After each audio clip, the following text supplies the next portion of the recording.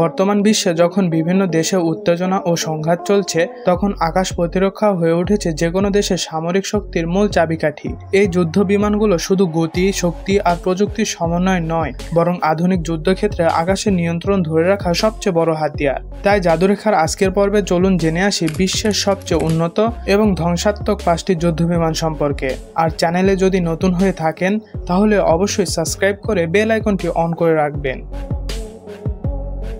তালিকার পঞ্চম স্থানে রয়েছে F-22 র্যাপটর, বিশ্বের সবচেয়ে উন্নত স্টিলথ ফাইটার জেটগুলোর একটি। মার্কিন বিমান বাহিনীর জন্য ডিজাইন করা এই বিমান 1997 সালে প্রথম আকাশে উড়াল ভরে এবং 2005 সালে এটিকে মার্কিন বিমানবহরে যুক্ত করা হয়। এই যুদ্ধ বিমানটিকে এমনভাবে তৈরি করা হয়েছে যাতে এর স্টিলথ প্রযুক্তির সাহায্যে শত্রুপক্ষের রাডার শনাক্তকরণ এড়ানো এবং সুপার ক্রুজ ক্ষমতায় কোনো আফটারবার্নার ছাড়াই যেন সুপারসনিক গতি নিয়ে আকাশে উঠতে পারে। দুটি প্র্যান্ট অ্যান্ড হুইটনি F119 ইঞ্জিন এবং থ্রাস্ট ভেক্টর নজেলের কারণে আকাশে উড়ন্ত অবস্থায় এর সর্বোচ্চ গতি হয় ঘন্টায় প্রায় 2770 কিলোমিটার বা 1720 মাইল। এই যুদ্ধ বিমানটিতে উন্নত রাডার এবং infrared search and tracking system ব্যবহার করা হয়েছে, যার ফলে দূর থেকে শত্রুপক্ষের বিমান খুব সহজেই শনাক্ত করতে পারে।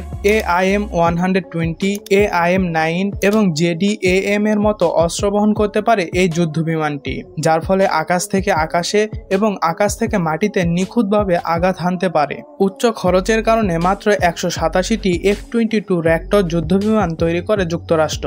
2025 সালে চলমান আধুনিকতায় এটিকে 2040 সাল পর্যন্ত আকাশ প্রতিরক্ষায় ব্যবহার করবে যুক্তরাষ্ট্র। এমনকি F-22 শুধুমাত্র মার্কিন বিমান বাহিনীতে ব্যবহার করা হয় এবং প্রযুক্তিগত গোপনীয়তার জন্য এটি কখনো রপ্তানি করা হয়নি। তালিকার চতুর্থ স্থানে রয়েছে সুখোই Su-30 MKI রাশিয়া, যা ভারতীয় বিমান বাহিনীর মেরুদণ্ড এবং আকাশ অপ্রতিরোধ্য এক শক্তি।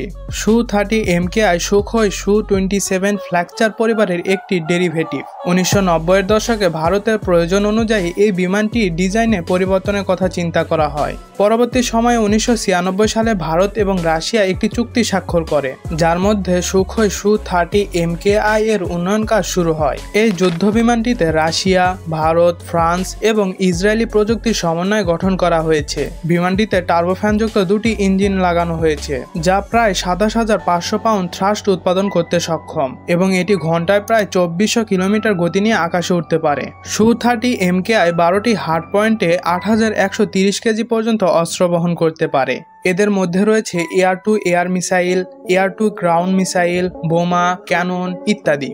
মিশন চলাকালীন সুখোই Su-30 MKI রিফুয়েল ছাড়াই 3000 কিলোমিটারের রেঞ্জে থাকা লক্ষ্যবস্তুকে আঘাত হানতে পারে এবং একবার রিফুয়েল করে নিলে এটির রেঞ্জ হয়ে যায় প্রায় 8000 কিলোমিটার। 4.5 জেনারেশনের এই যুদ্ধবিমান ভারতের বিমান বাহিনীতে প্রায় 260টি রয়েছে, যা ভারতের আকাশ প্রতিরক্ষাকে আরও শক্তিশালী করেছে। তালিকার তৃতীয় স্থানে রয়েছে চেংদু J-20 চায়না। এটি চীনের চেংদু এরোস্পেস কর্পোরেশন CSE কর্তৃক পিপলস লিবারেশন আর্মি এয়ারফোর্সের জন্য নির্মাণ করা হয়। 1990-এর দশকের শুরুতে JXX প্রোগ্রামের লক্ষ্য ছিল পঞ্চম প্রজন্মের স্টিলথ প্রযুক্তি সম্পন্ন একটি যুদ্ধবিমান তৈরি করা, যা আমেরিকার F-22 র্যাপটর এবং J-35কে সমানভাবে টেক্কা দিতে পারবে। সেই উদ্দেশ্য নিয়ে 2011 সালে 11 জানুয়ারি J-20 তার প্রথম সফল উড্ডয়ন সম্পন্ন করে।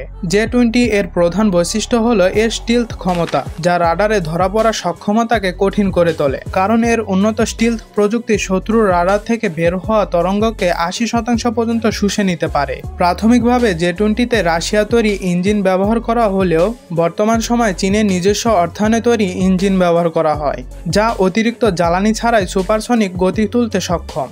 J-20 যুদ্ধবিমানটি 11,000 কেজি পর্যন্ত অস্ত্র বহন করতে পারে, যার মাধ্যমে আকাশ থেকে আকাশে অথবা আকাশ থেকে জমিনে শত্রুপক্ষের ওপর নির্ভুলভাবে আঘাত হানতে পারে।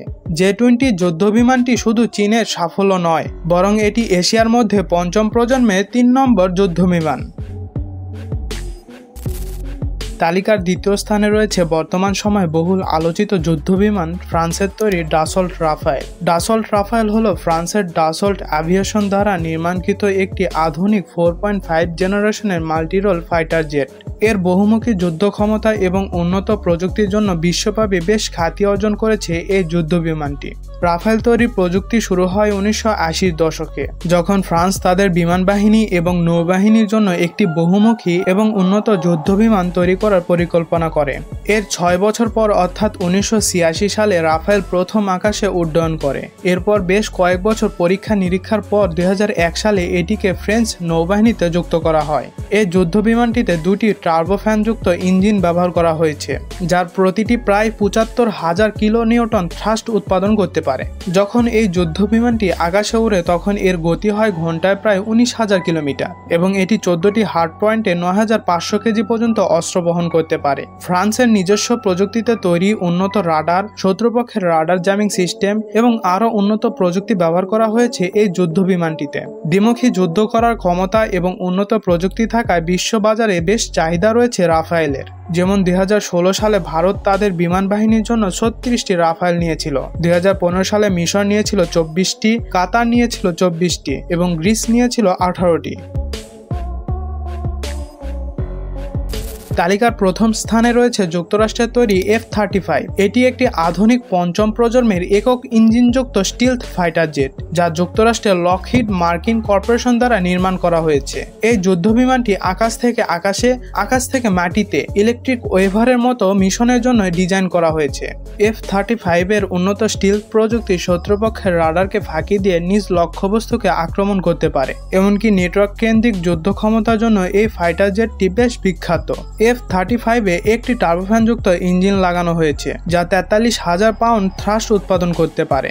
আকাশে উড়ন্ত অবস্থায় এই ফাইটার জেটটির গতি হয় ঘন্টায় প্রায় 1700 কিলোমিটার এবং এটি 8,000 কেজি পর্যন্ত অস্ত্র বহন করতে পারে। যুদ্ধক্ষেত্রে এটি বেশ কয়েকটি সফল অভিযান পরিচালনা করেছে, যেমন ইরাক ও সিরিয়া, আফগানিস্তান মিশন ইত্যাদি। তো বন্ধুরা, কেমন লাগলো এইসব যুদ্ধ বিমান সম্পর্কে জেনে তা অবশ্যই কমেন্ট করে জানাবেন। দেখা হচ্ছে নতুন কোনো পর্ব নিয়ে। ততক্ষণ ভালো থাকুন। ধন্যবাদ।